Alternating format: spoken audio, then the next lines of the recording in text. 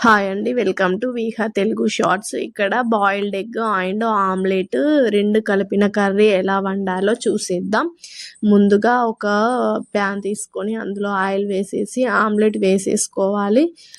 ఆమ్లెట్‌లో already కొంచెం కారం, కొంచెం పసుపు, జీలకర్ర, సాల్ట్, కొత్తిమీర ఇవన్నీ కలిపేసుకొని కొంచెం ఇట్లా కలుపుకోవాలి. కలుపుకున్న తర్వాత దాన్ని ఆమ్లెట్ వేసేసుకొని ఇట్లా పక్కకు పెట్టుకోవాలి. ఆమ్లెట్‌ని తీసి మళ్ళీ ఒక ప్యాన్‌లో ఆయిల్ వేసేసుకొని జీలకర్ర, ఆవాలు, పచ్చిమిర్చి, అల్లం, పసుపు ఇవన్నింటిని వేసుకొని కొంచెం బ్రౌన్ కలర్ వచ్చేంత వరకు వేపుకోవాలి.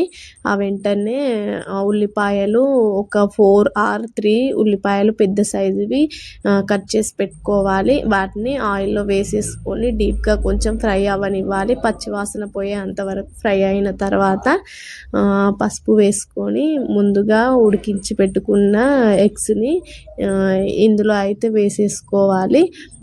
వేసేసుకొని కొంచెం వాటిని కూడా ఫ్రై అవ్వనివ్వాలి. అవి ఫ్రై అయిన తర్వాతకి అందులో కొంచెం కారం ఎంత అంటే మనం తగినంత వేసుకోవాలి. ఒక 3 స్పూన్స్ అయితే బెటర్.